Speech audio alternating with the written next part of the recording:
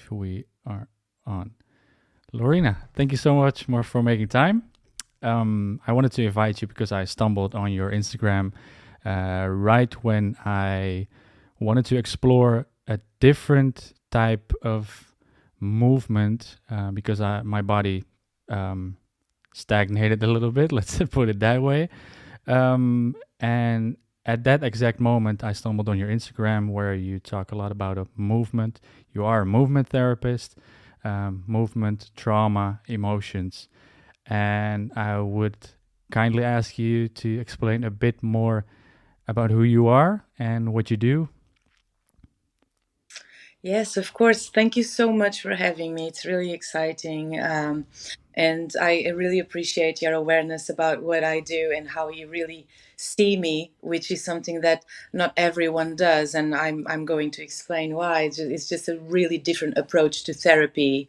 Um, that I guess it's growing nowadays, but it's still quite new. And I really appreciate how you saw it straight through, and that's really good. Thank you for inviting me. I'm really excited to have this space to talk about it. And yes, so I've been a therapist. I practiced psychomotricity, studied psychomotricity degree and master's degree back in Portugal. I'm Portuguese. And this was 16 years ago. I became a therapist, 16 years ago.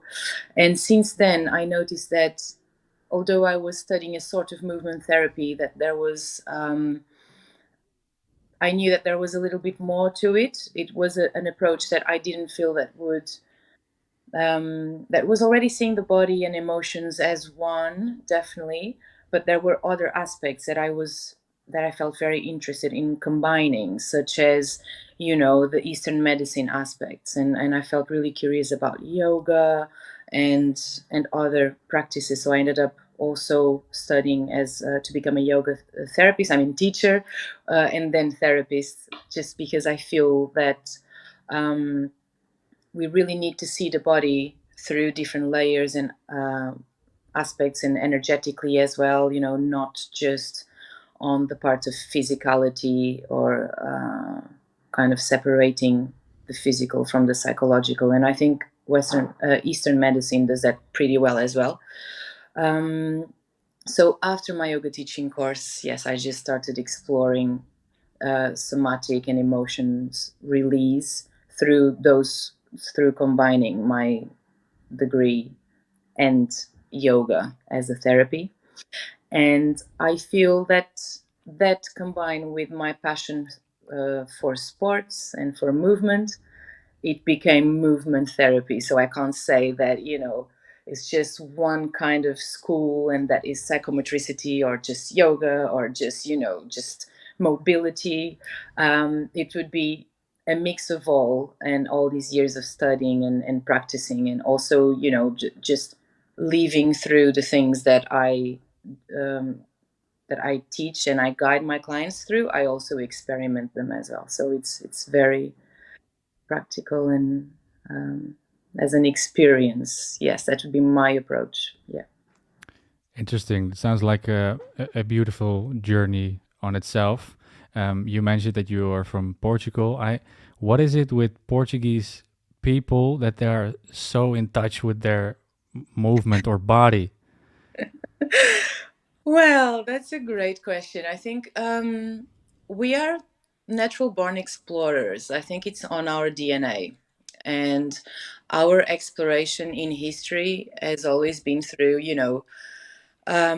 just crossing oceans. And it's not like we stick around. We've always been movers. We've always been going around and very curious and keeping ancient knowledge quite well, and just being above all very open and curious as a baseline. And also the fact that most of our country is coast.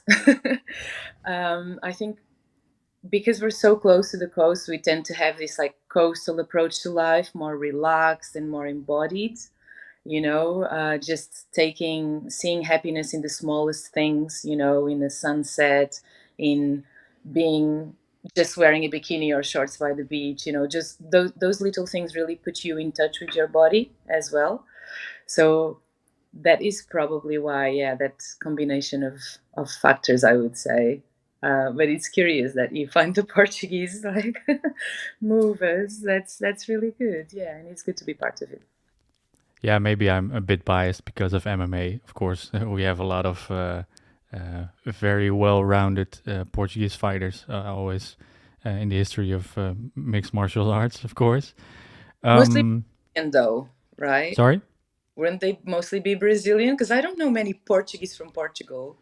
Well, while saying it, I was a bit confused indeed, and I'm not sure if I could name some at the top of my dome, but I remember Joe Rogan said something about it, but well, maybe it was Brazilian, yes. Um, when you started doing yoga, where you, um, I can imagine somebody, at least that's how I would do it. When I go into yoga, were you instantly good at it? And that sounds maybe like a vague question, but um, a big part of it, of yoga, from what I think of it, is that the exploration is very important. Um, how did you experience that from the start? So that is a really, really good question, because I think people usually say, and when I was teaching yoga, because I taught yoga for 2 years, um, I everyone used to say, "Oh, I'm not flexible enough to do yoga," and the first aspect of that is yoga is not, that's just one of the 8 limbs, right? So when you think about it, you're just talking about the postures, which are the asanas. It's just one of 8 in a tree of all possibilities of yoga. And also the other aspect is, actually, you are going to, that's the same thing as saying, "Oh, I can't go to surf lessons because I can't surf," so um, when I started, my example is a little bit different because I've always been connected to sports. So I've always had a certain level of body awareness, of mobility, flexibility, But I would say that what really, really changed was all the other aspects. So when I did my yoga teaching course, although physically wise, I was okay, and it was really intense. It was fantastic. It was in Rishikesh with all Indian teachers. So it was perfect that way. And it was very intense physically. But the thing that changed the most, because I was already quite fit before, and although I was sore pretty much every day, I did it and I did quite well. But what really changed was the awareness of breath work and the awareness of all of the other limbs. How important it is to clean yourself physically, spiritually, and the level of discipline, how important that is. And how much we are constantly on survival mode, and we call that a baseline. Yoga also showed me that we can make things so much easier on us when we check in, when we engage with our bodies. So yes, I would say that it was easy-ish physically wise, but it was quite life-changing on all other aspects, spiritually, emotionally. um, yeah, so that was really good, and I got much better. In the space of a month, my body was just stretching much more, but with full awareness, not just passive openings, but just really, really aware. And it was, yeah, it's really good, life changing. Interesting. That process of um, body awareness, what you how you call it, is, I find that such an interesting journey, um, because, like you said, a lot of people think like I cannot do certain things with my body, but that is exactly where the journey can start, right? Um, Before we dive later in this conversation into certain techniques, because obviously you have a whole deck of what people can and do with their body, with their emotions and trauma, um, maybe we can first explore the term body awareness a bit more first. I can assume that it goes a bit further than just knowing what bicep muscle to flex when you are doing an exercise. Um, I'm not sure if we. I mean, it's a broad question, so can we explore that definition a bit more? Yes, it is definitely a very broad and personal question. You know, what is body awareness? For some people, it's going to mean pleasure. For other people, it means noticing things that are really scary, you know, and sometimes we jump straight to the point of seeing body awareness as something that is fun and good. But for some people, it can be just obnoxious. It can be the scariest, most difficult thing. They'd rather be on their minds a lot. And also, that's mostly our states nowadays, the state of mind, the state of looking at things and, completing tasks constantly. So, what is body awareness? That is a beautiful question. I would say that when you think about it, there's a lot of proprioception. And what is proprioception? Is when you know the state where your body is, in which position, and how it is, right? So, body awareness can start with that on a very, very physical level. But if we go to deeper layers of that, if we just start on that general muscles, bones, and space, we can then go a little bit deeper to ourselves, and our cells, they hear our thoughts. When we are having positive thoughts, we are releasing certain hormones on our bloodstream, which will then create different levels of either inflammation or no inflammation or restore. And all of that is going to all of our cells, all of those juices. It's all going to reach our cells on a cellular level. So body awareness is also that when we bring attention to a particular part of our body, that part, although we think that it might sound a little bit spiritual, but it isn't. We are bringing attention to that part on a cellular level, and we are definitely creating a change, even if it is just, for example, a muscle relaxation, which is what can happen with body awareness I when we ask ourselves, all right, place your hand on your chest. Just bringing awareness to your chest is going to quite possibly, in most cases, relax that area. You're going to either notice that it was tense, or you're going to feel safe in that area because your hand is there and there's a warmth there, so you're going to feel relaxed, right? So even that is going to create the bloodstream, the vases, your vases, to relax, to stop constricting, and it's going to bring more blood to that area, more nutrients, more oxygen, so more healing. All right. So body awareness is also that. It's not just all right, what's my position right now, but it's also that sensation that you can bring, and that love and care and attention that you can put in your body, spiritually, physically, and emotionally. Yes, that would be it. But I think I would I could talk about just body awareness for the entire podcast, because there's so many layers of it, and it can be so complex. But I think, to put it this way, I hopefully gave an answer that you're satisfied with. Yeah, I think you did, because realizing when I asked the question, it is almost impossible to grasp the definition of something so versatile in one answer, because, like you said, it is different for everybody. Um, we will get onto that more later, because I really find it an interesting topic. You are a movement therapist, that requires movement, of course, but you also touch on a lot of emotions. Yet again, a very broad question, but how can we, before you work with emotions, you have to understand the um, characteristics of emotions, right? How would you describe an emotion? Of course, no problem. I love how you're asking the questions and you're like, oh my God, is this too broad? Uh, Yeah. no, but all good, all good. I really like those kinds of questions, and I really appreciate your curiosity around it. Obviously, there's many different theories about emotions, right? So it's all about, I can choose one, which might be a little bit biased because he's Portuguese. Mhm. But he's a neuroscientist that talks a lot about emotions. His name is Antonio Damasio, and he works in the States. I feel that he might still be there, hopefully. If not, he was there and he did a lot of research there, and he wrote lots of beautiful books around emotions.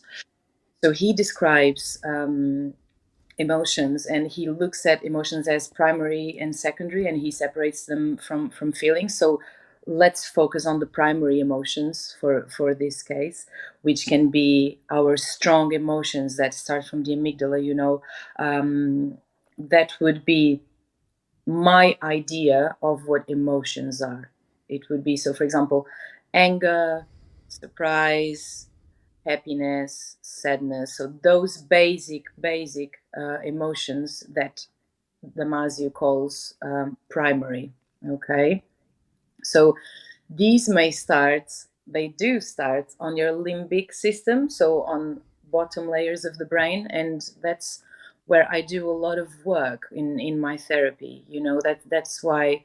I mean, we're gonna get there. I'm already ahead of myself. So we have those emotions that start around the hippocampus and the amygdala, and that's why emotions are so connected to memory. They start on a layer that is not cognitive. It's not even a layer that has words, or that is verbal. Is entirely all about reflex, or if it's not about reflex, it's about a reaction that might not be reflex, but it usually takes, I think, 0.3 seconds, I think, to feel an emotion towards something. I might be wrong, but I think that's the amount of time that our brain chooses an emotion and releases it. Okay. Um, so when we feel, let's say, scared, our brain, our limbic system, is going to initiate a response that is going to release cortisol, adrenaline, noradrenaline to get us ready to defend ourselves. Okay, so that's how emotions work. When we feel happiness, we're going to release other hormones such as serotonin, oxytocin if we're feeling love. And it works exactly the same way. So it all happens in the limbic system, which is just like other mammals have, which is beautiful because this means that every single mammal in the world is going to feel emotions as we do. They do feel anger, they do feel sadness, they do feel happiness, and I think that is really, really beautiful because we have a similar, not obviously the same, but a similar limbic system. Have we have the reptilian below that, which is similar to reptilians, and then we have the limbic mammalian area of the brain, which is where emotions happen. And only then we have the layer of the cortex and the prefrontal cortex and all of that. So yeah, so this is emotions on a very neurological, scientific level.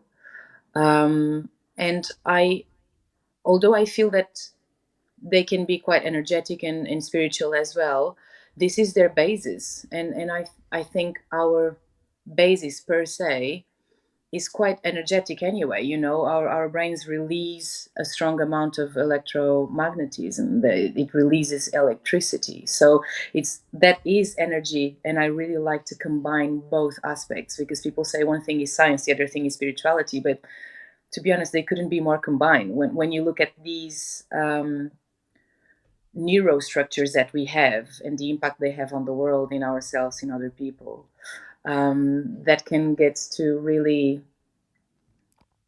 to a level of spiritual awareness, I think. And emotions are is one of the things that people say, oh, that's just feelings, it's just psychological.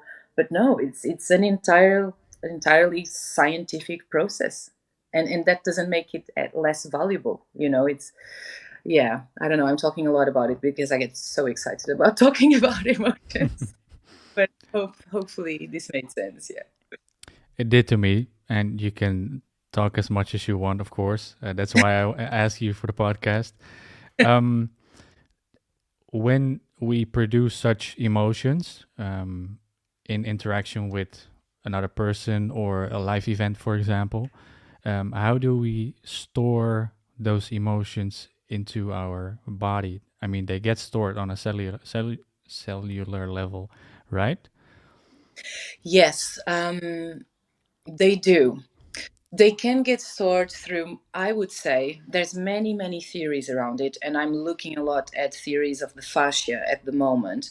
In the past, I would look more at how emotions get stored in body through muscle tension, but I think I'm just starting on it, so I won't be developing it too much because I don't know about it enough to talk about it. But I really feel that emotions are stored on the fascia, on our fascia, and that impacts in muscle tension.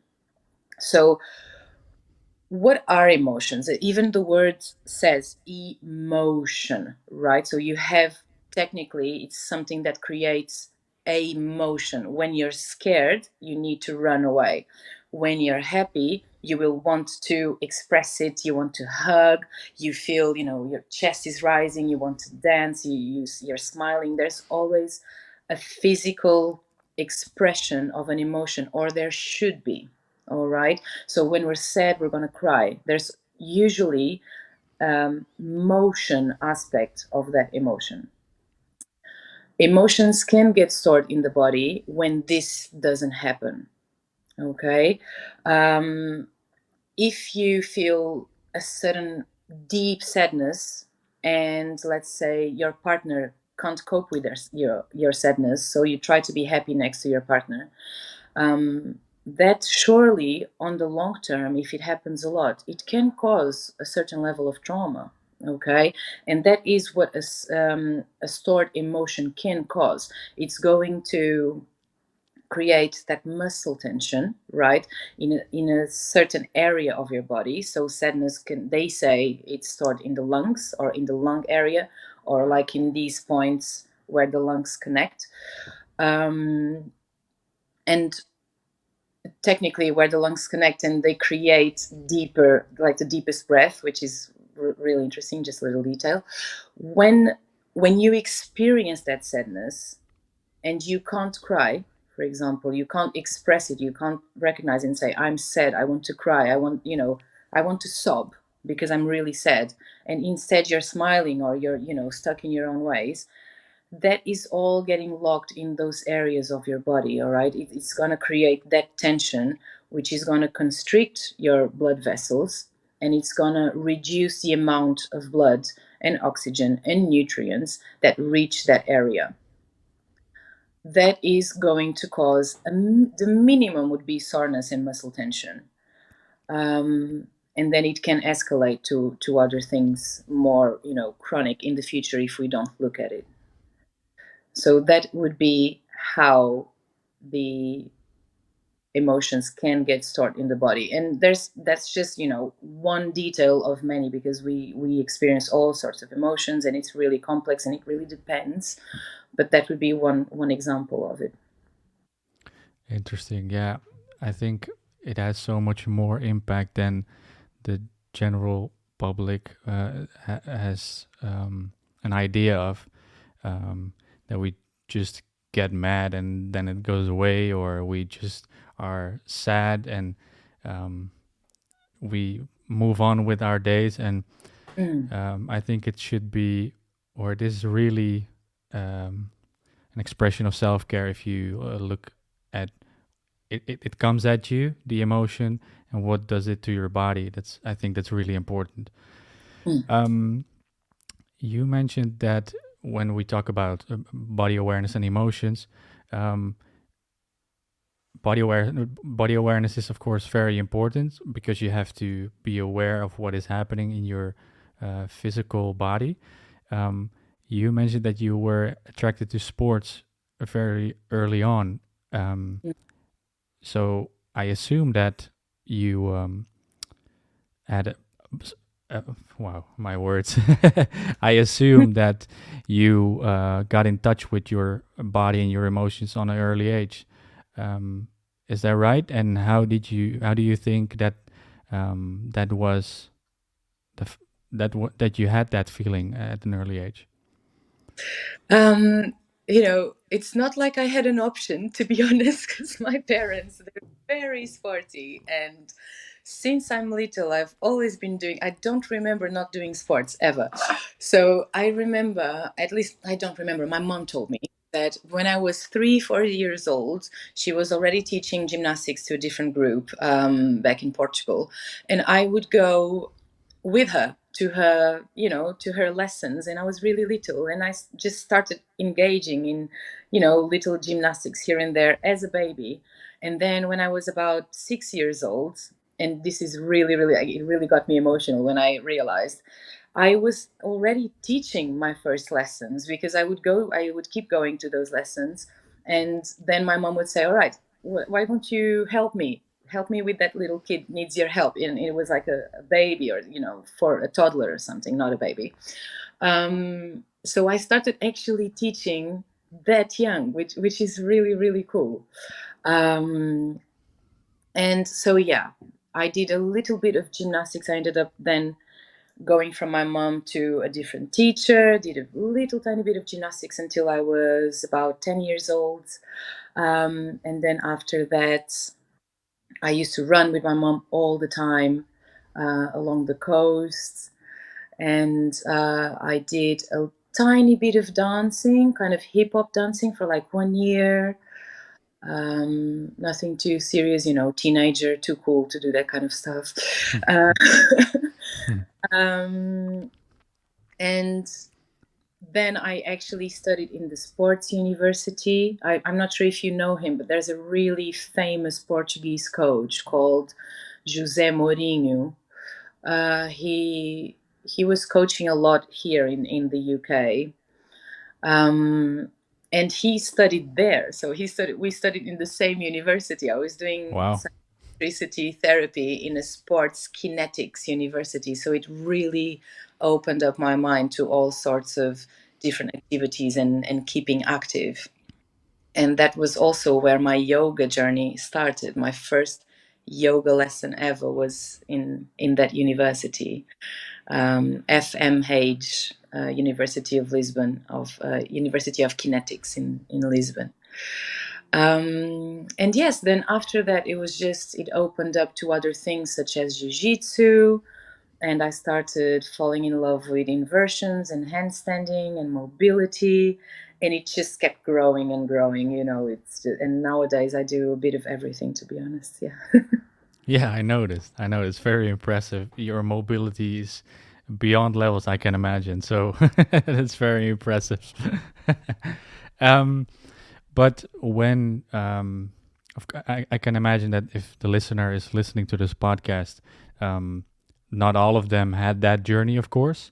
And some of them are moving. I mean, a lot of people are going to the gym or doing harsh workouts. Um, but I see a lot of people, including myself for a long time, and maybe I'm still doing that, um, working out, but very goal oriented. And that is even when I'm doing squats or deadlifts or any compound movement, I feel like even when you are moving, you're not completely in your body. So I'm wondering, or I'm curious to, when in that period of time, in that journey of you developing your movement, um, when was a specific moment that you realized it's not about the movement, it's about what is moving inside me? Maybe it's a bit far fetched, but I hope you understand what I'm trying to ask. I think both my course and yoga helped me through that awareness, and experience itself showed me that when I have particular goals, or when my clients that I work with have strong goals that they need to reach, it can become quite stressful, and they're not in the present moment. So I started gathering that with a bit of talks from Alan Watts, and other beautiful people, scientists that really talk about what is to be present and what does that mean. Even gurus, there's always that idea of the more present you are, the calmer you are. And your state of calm is your state of restoration, is your state of health. When you have a goal and when you're working towards the goal, you will be living in the future because you want to reach that goal. And even if you're trying to be as present as possible, in the back of your head, there's going to be, all right, I need to get to, 75 kilos of a squat, for example. And I'm not saying that that is bad, and that can be a good technique for motivation for people, but it's really important to take the time to just relax and to say, you know what, I'm just going to do that squat and I'm going to appreciate my quads so much, and my hamstrings and my feet, my toes. I'm just going to see how strong I am in that very moment. And that creates, when you shift the mindset even for a bit, um, it's really, really going to change things around. And you still make a lot of progress, if not even more progress, because your muscles won't be as tense, you won't be as stressed, and you will be recovering better. um, so yes, I think it was mostly all the teaching in my university, all about being connected to the body and all that body work that we used to do. That was marvelous. um, and yoga. And then I started connecting the dots. And when you see different schools saying the same thing, um, Ram Dass, Alan Watts, my teachers in uni, my yoga teachers in India, in Rishikesh, just different corners of the world, saying similar things. You start connecting the dots and you start thinking, all right, how can I apply this to one of the things that I love the most, which is practicing training? How can I apply this to my daily life? Well, that way I can feel much better. If I don't have any particular goals all the time, if sometimes I can just be there and appreciate that moment of moving, just moving for the sake of it. And it really shifts things around. And I recommend anyone to try this, and to enter that playful state almost, right? We all miss when we were kids. We all miss our break times in school when we were just playing around. And when you think about it, what was happening then?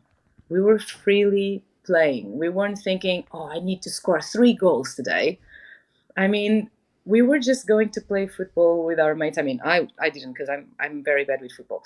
But you were completely in the moment, and you were thinking, yes, it's break time. Let's go. Let's, no plans. Let's do what happens. Oh yeah, let's play football. And then you score a goal, and it feels like you're Ronaldo. You feel like the center of the world back then, and everyone is celebrating around you. And that's when we miss childhood. That's what we miss. That it's that present state. That's that mindful, completely just present in the moment state without thinking about anything else.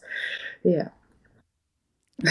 Yeah, I think that is really important. I think when you, I mean, I'm not sure if you see a lot of people doing it that way, but when I'm in the gym, I see a lot of static movements. And like I said, it's very goal oriented, but it's also from up to down, from left to right. And I think the real movement, just like real emotions, occur in, yeah, I'm not sure how to explain that in English, but um, they are not really occurring from A to B. And I think that works for movement, that works for emotions. So that explorative, playful state you talk about, I think that's really important. And to move more into what we do in daily life. I mean, a squat can be helpful, but a handstand or standing on your head before, for example, could be very interesting because you experience fear, for example, because you're not in that particular stance during the day. um, yeah, I find that very interesting. So we talked about your journey, we talked about emotions, movement. When somebody is coming to you for therapy, how do you um, take them on a journey? How do you guide them? Could you explain a bit more on how you approach your therapy from beginning to end? It's entirely individualized. Yes. So I really try to be as connected to the person as I can, and really feel them as a one individual, one person with their own history.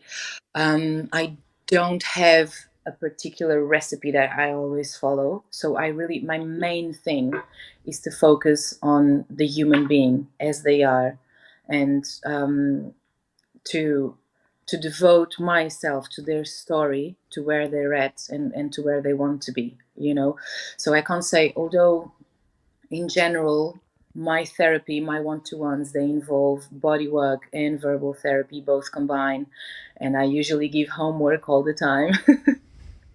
Because I like my humans to stay always connected to themselves, and not just when I'm there. 1 hour per week is it's not enough. You need to always be with that consciousness. So I give homework as well. So yes, there's that aspect of completely individualized body work and verbal therapy, and then there might be, for homework, a bit of art therapy, um, a lot of journaling, and yeah, so that is quite general.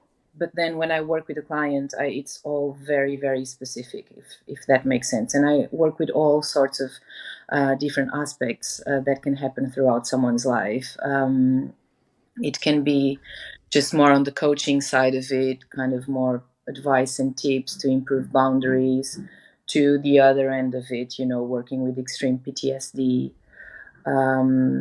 with special educational needs, ASC, for example, and other sorts of comorbidities with mental health disorders. So it yeah, because it's so varied, I always look at the client, the human being, as that person and one story. And I think sometimes what people don't realize is how much the work of a therapist it's outside of the therapy per se. We literally, at least I speak for myself, I will buy books to understand a bit more that particular situation if I haven't read about it as much, or if uni was 16 years ago, it's been too long, I need to refresh my mind. So I will get a book for that specific situation, and I'm gonna always be on the constant refreshing, and really sometimes at night I might be falling asleep and having an insight and thinking, oh, I need to try this with this particular client, this is such a great idea. And I think that's what people don't realize, how much work there is in study and devotion that is outside of that one-to-one. That one-to-one is pretty much the tip of the iceberg, and all the rest is underneath, is hidden, and people usually don't know that, which is, I think, should be shared. Yeah, most definitely. I think it's sometimes very underestimated, what a coach really does for somebody. And I always, that's at least what I experienced with my last coaching. It was in microdosing. She was from Brighton as well, I believe. It's very coincident. But she really looked at me and um, gave me the tools that I had in myself so that I can move forward the next few weeks, for example. And I think that's a really good idea, a good example of how good a coach is. And I think I believe you have the exact same capabilities to do that. Um, when you when somebody wants to do more in movement, at the very, very basic level. So, for example, somebody has only done static movement, like an exercise in the gym, and they feel like they want to explore more body awareness, but the first thing that people come up with is like, I don't know how, like you mentioned earlier with yoga. Mhm. What is the smallest first step people can do to gain more body awareness? Beautiful question.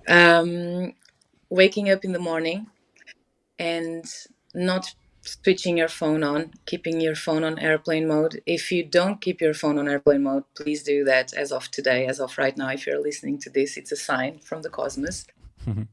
And just connecting through your body as you are waking up. You can even stay in bed for this, but you can start just by stretching, just giving yourself a very big stretch and starting to be aware of how your body is in that exact moment in time. How are you feeling? Is there any tension? What were your dreams last night? How's your mental state? How's your emotional state? And recognizing if there's any tension after sleeping, that is massive. That is your body saying, hey, let's pay attention to this area. Let's bring some blood to this area. Meaning, I don't want you to passive stretch it, or I want you to, that's what the body is saying. I want you to put some energy in there, really work. Is your back hurting? Then you probably should be doing some pulling or some hangs and so on. So I think that is a great start. And if you don't know where to start mobility wise, then definitely seek someone who can give you at least one-to-one, because sometimes I understand that financially it might not work for everyone to have a coach. But you can, have less drinks at the pub for, let's say, a month, and then you're going to have money for that little one-to-one, and you can literally say, all right, I want to start my movement mobility journey, and I want to know where to start. And that person can give you the tools for you to start right there. And then from there, you can build it up. It's really, really important, especially, of course, you can go on YouTube, you can go on Instagram, but it's not the same. If you have someone who's knowledgeable, giving you a little bit of guidance, and if you're feeling lost, that would be the next step after having that body awareness that you can have in the morning. It's really important for you to do things in the most grounded and individualized way.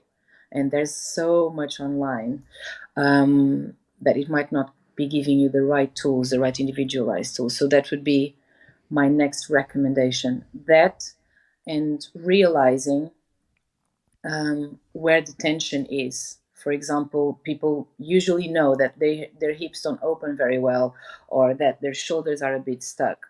So that would be the starting point. That's exactly where you need to go. Look through the weaknesses in your body and work on mobility in those areas with good knowledge. Don't just go there and, stretch it out, and then you're going to feel more sore and you don't know why. It's all about really noticing, all right, I feel usually you will know which part of your body is more stuck. So that's exactly where you need to go. Because I think we were talking about going to the gym and doing always the same movements. That is so true. Because, for example, if you're, as a human, if we're good, if we have like really strong legs, we're going to be squatting all the time, because we're going to keep adding weight and we're going to feel super happy about it. So we're always going to be squatting. And then you forget the shoulders, you forget, your core, etc. And then you might have problems with your lower back and you don't even know why. So it's all about going exactly where you think you don't want to go. And working there, opening there, bringing movement towards that area. Yeah, I think that's beautiful, because I think people often experience resistance as something that they should move away from. Mm-hmm. But I think there's extremely value in looking in a soft way to find those resistances as well. I remember a friend of mine, it was after an ayahuasca session I told you about. She I felt major resistance in the weeks after that ceremony, and every time I stumbled on something and it hit me, she asked me, "What is it telling you?" And I think the same goes for movement. Why is your hip flexor tight, or something in your chest? It can be such a beautiful interaction between you and your body, and instead of forcing through it, it can be very, yeah, it can be very gentle as well. I really like that approach, and that's also what I hear in your story. What can you do with the resistance, and what can the movement do for you?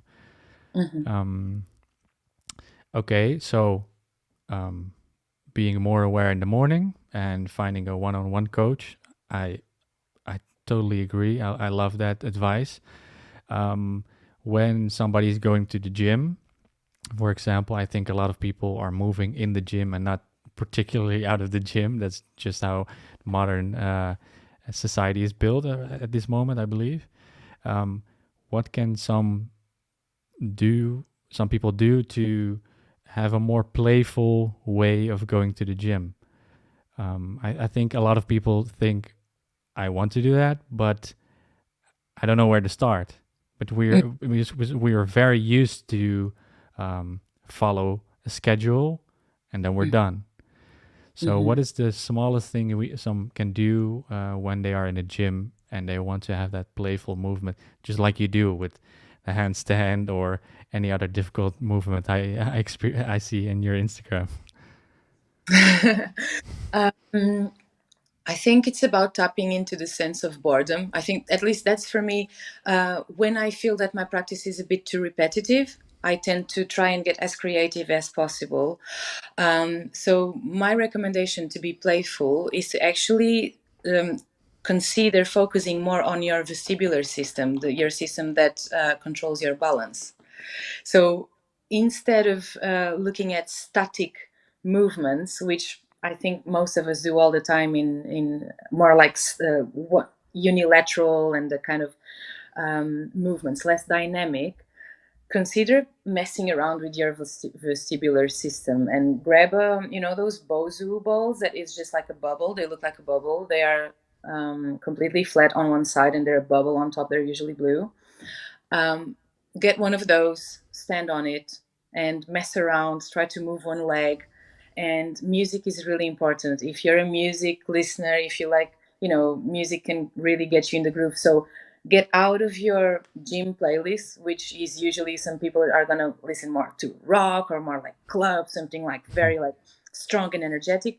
Get out of there and choose a more, playful music, something that makes you feel more chilled and more that you would choose that playlist for, let's say, hanging out with your friends, watching the sunset kind of playlist, because that's going to put you in a more flowy mindset as well. So, and then you can practice with your balance, for example, and really be standing on top of the bozu, creating different sorts of shapes.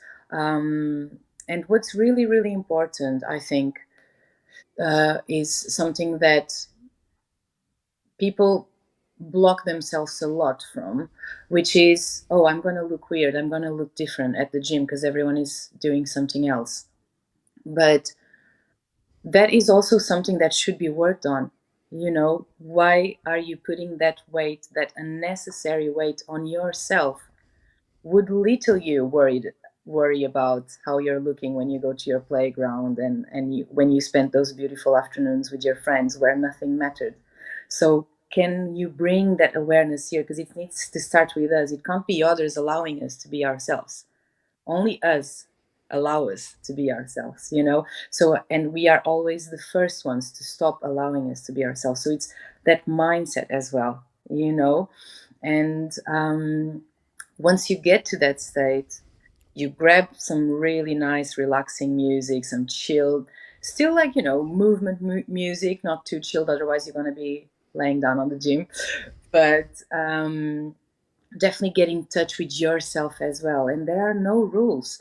But I think starting with balance work would be a really good idea. And having an instrument, like a tool that you can use, is going to give you a bit more grounding, because if you don't have any tools, you might feel a little bit lost. So that can be a good start. Either that or just shaking as a warm up. Just give yourself a really, really good shaking, and maybe movement can start flowing from there as well. Shaking is so underrated. I experienced that after I started microdosing. It feels like you're almost shaking off the tension that is, for me, it is in my pelvis, a lot of tension over there. And yeah, shaking is insane. People, if you're listening, please use this.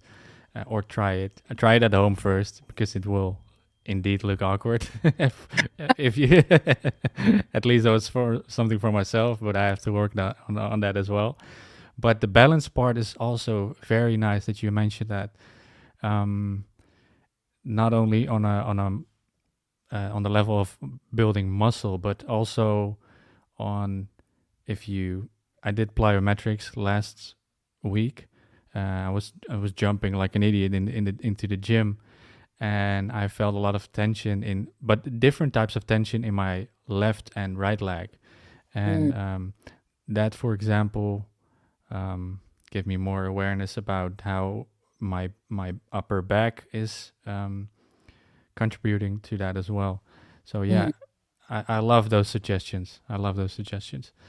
Um, so we have the morning ritual. We have a coach. We have the balance, and we have the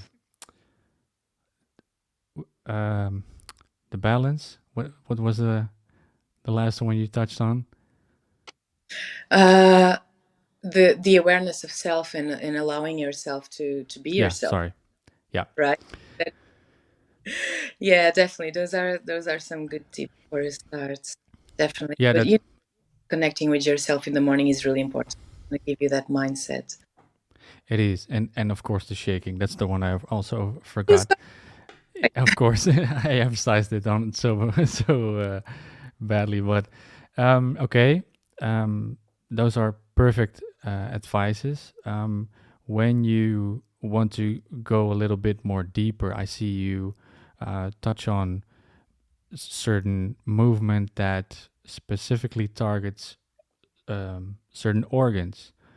Um, could you name, for example, three that people can look into um, for their own practice? Mm-hmm. Yes, definitely. Um, Not only organs, but as you were saying, your pelvic floor is quite tight. So let me think. We can start focusing on that exactly. So just to release the hips, and then we might talk about the intestines. There's a really good exercise for it as well. And then the third one, we could think of the lungs, could be an idea. And are you considering exact body movements, or could it be just somatic therapy? Um, what is the most practical for the listener? I think that you know that better than I do. I think probably both. But let's see how let's play along and let's see how Let's it do goes. that. Um, so there's a really good one. There's a really good exercise for hip release that I was actually working on with the client just in the session before the podcast. Oh, great. Um, which is really good and really deep for emotion release, and it can also happen with mobility, and it's very easy, it's for everyone to try. So you have to lay down on the floor with your knees up and kind of your ankles closer to your bum, and from then you're going to keep your hands just at the bottom of your lungs where the diaphragm is, and kind of around your ribs, and you'll have to make sure that your shoulders are always connecting with the floor as you do this. And then you move your knees from one side to the other, so you're going to move it to the left side, and your left leg is going to touch the floor entirely. Your right leg might touch it or not, depends on your mobility, and then all the way to the right side. And you're going to do this repeatedly for a minimum of 5 to 10 minutes.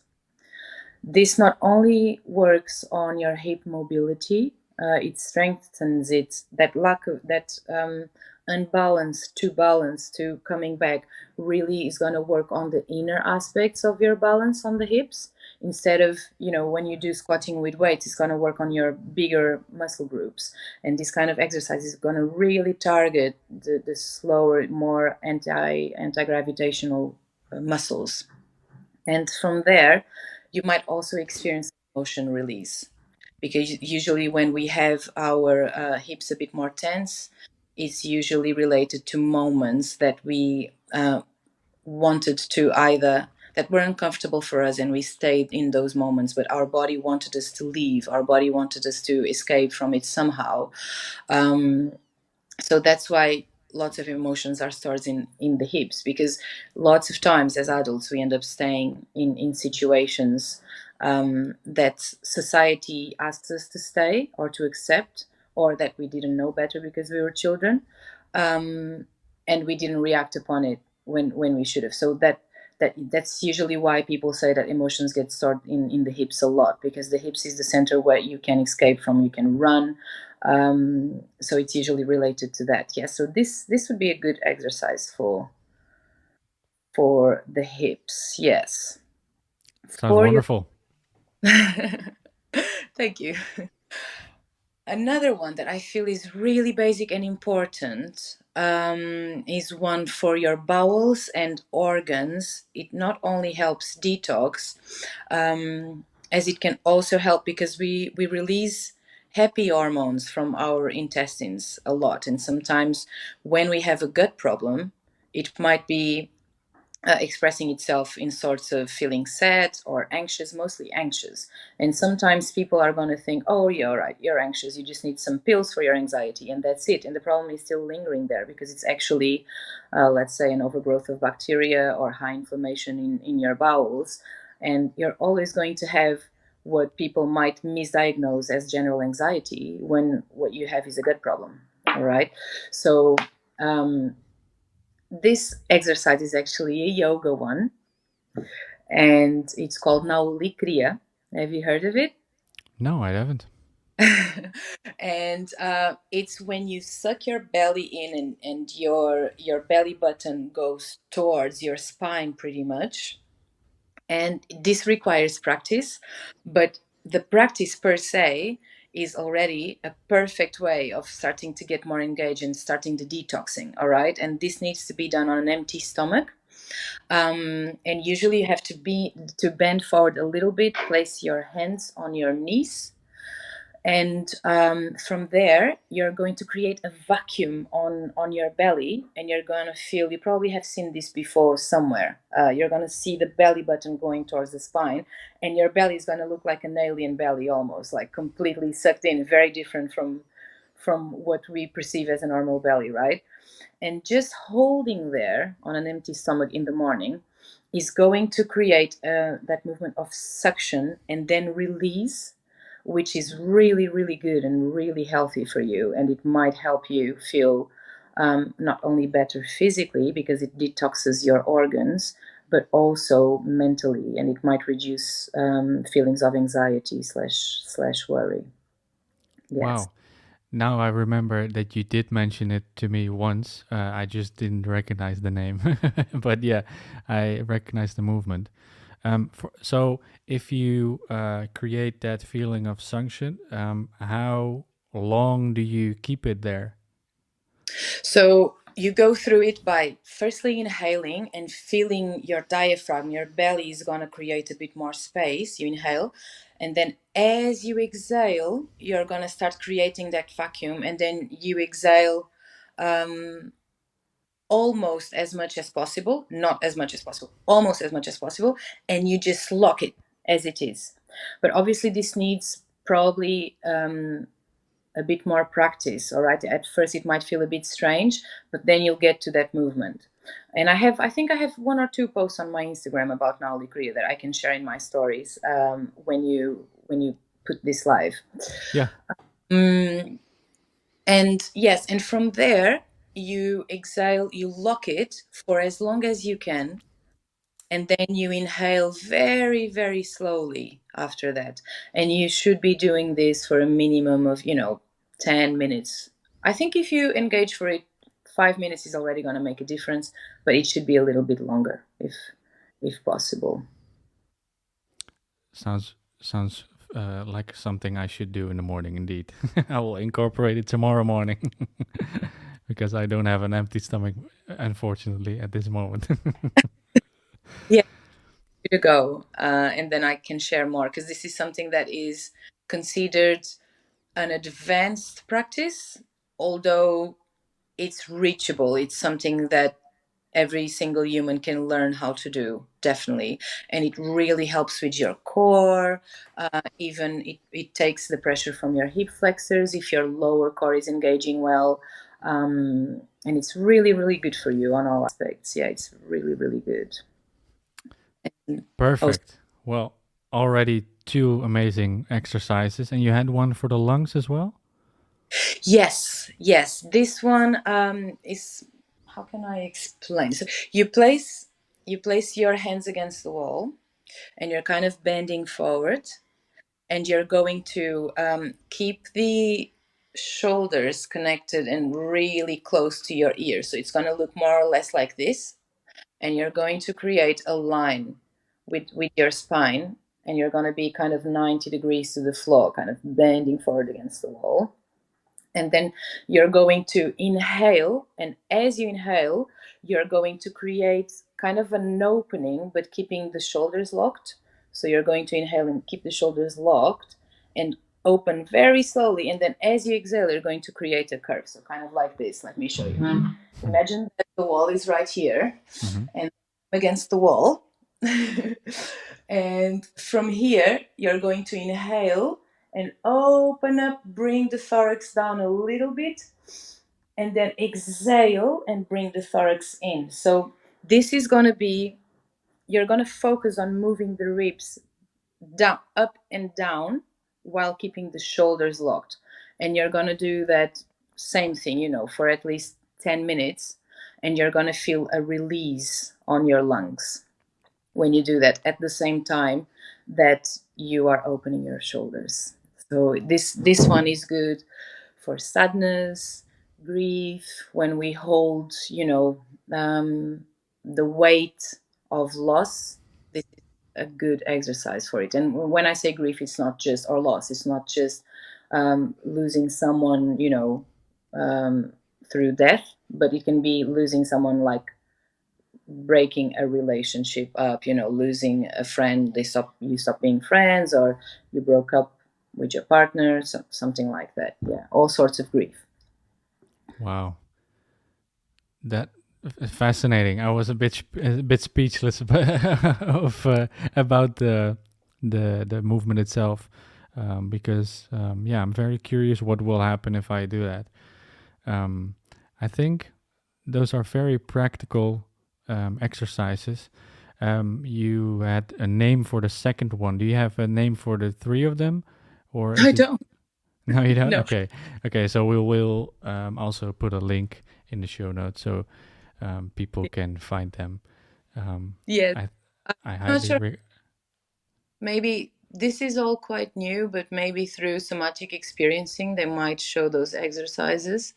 Um, but in terms of names, I think some people might have given it different names, I would say, because there isn't one author or one therapist doing it. It's a somatic approach that comes from many years ago, when psychology was splitting into verbal and somatic, and then somatic kind of got forgotten for some mm-hmm. reason, and verbal stayed as the famous version of it.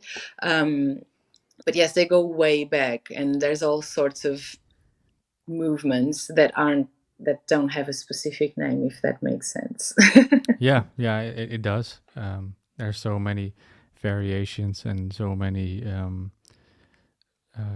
ways of approaching it. So I can imagine that it is hard to find one exercise attached to a name.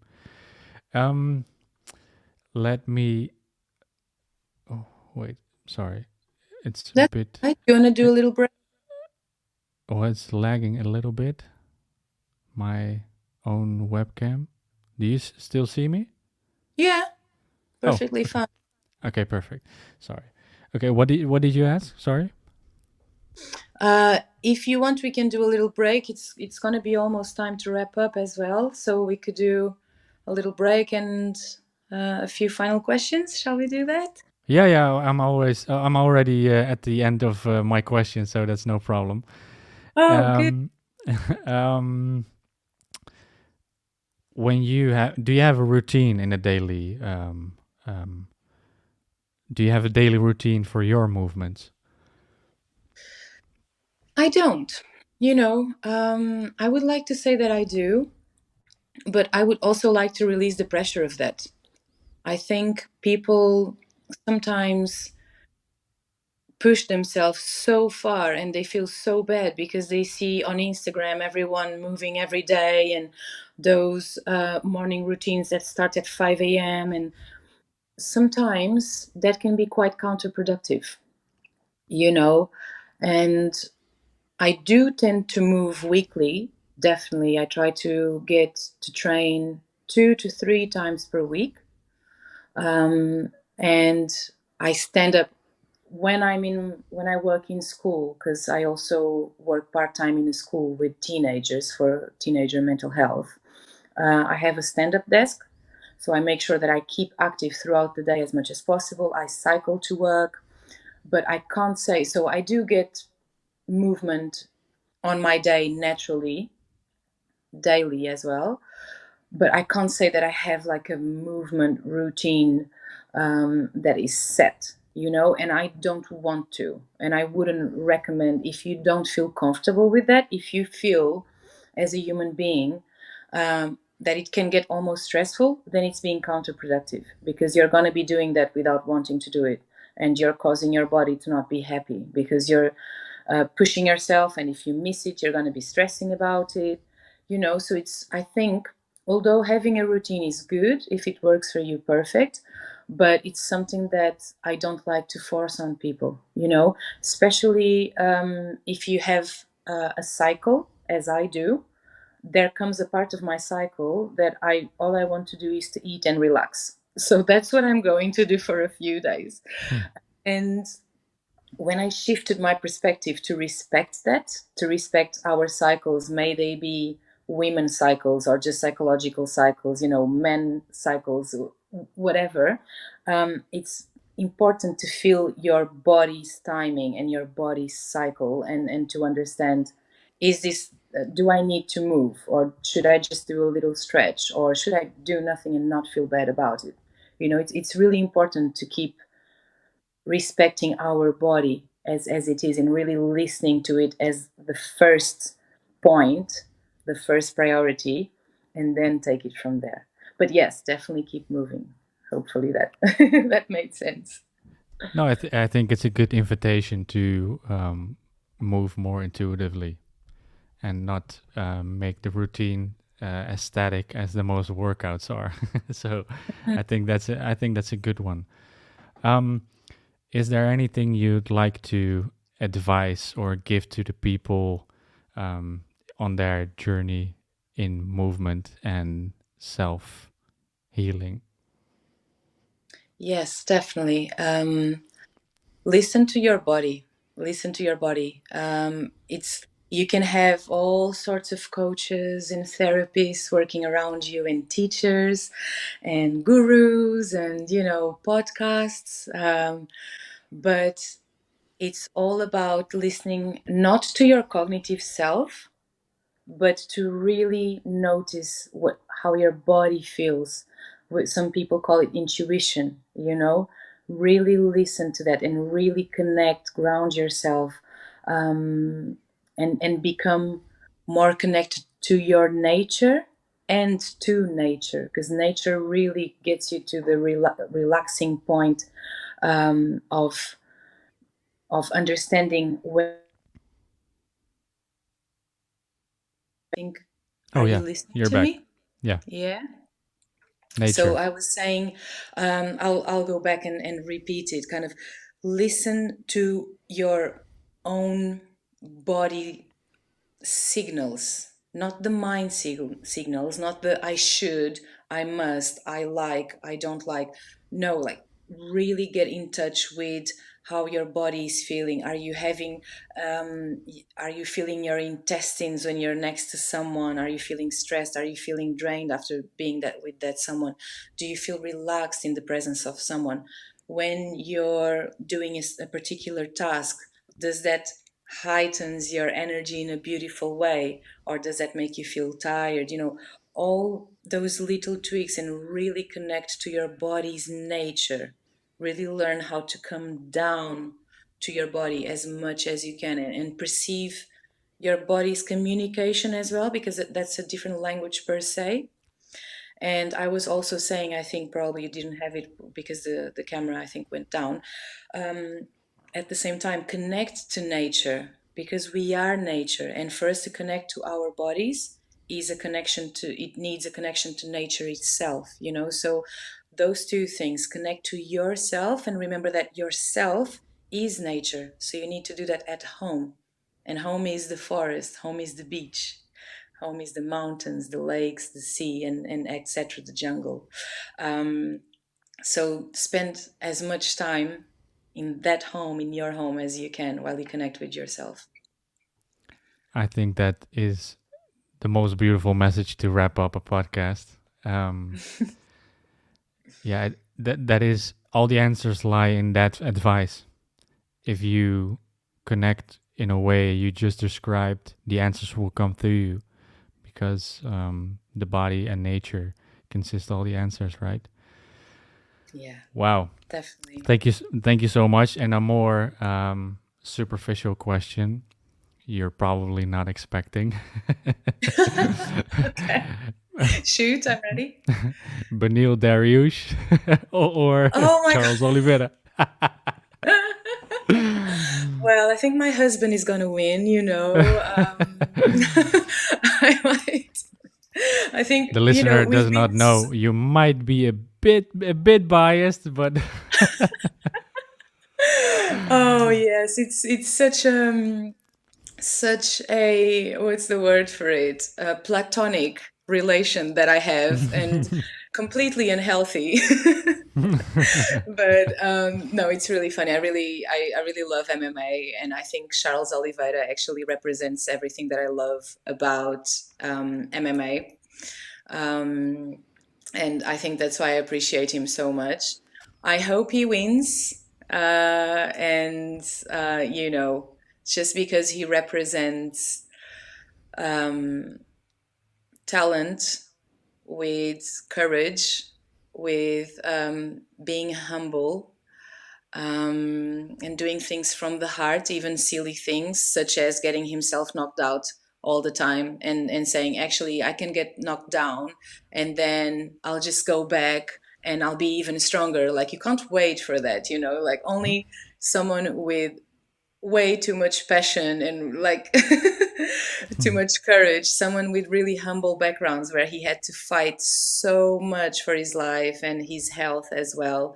Only someone who's lived like that does something like that, gets his chin out and open and ready to fight back, you know. I think I find it all really inspiring and uplifting. And yes, I root for him, for my platonic love. That would be my choice. Yeah. it will be a great matchup. That's for sure. I hope he wins as well. The champion has a name, so um, it's Charles Oliveira. Um, I want to thank you for your time. I wanted to give the listener an opportunity to connect with your warmth, with your knowledge, and everything you present. And I think this conversation made that possible. So thank you for your time. Thank you for everything. And Thank we might you. talk in the future. Thank you. Thank you so much. It's been a true pleasure, definitely. And yes, more than happy to do a round two, to discuss lots of other things that we have in common. And yes, once again, thank you so much for seeing me and for asking such great questions. And it's been a pleasure. Thank you. Pleasure was all mine.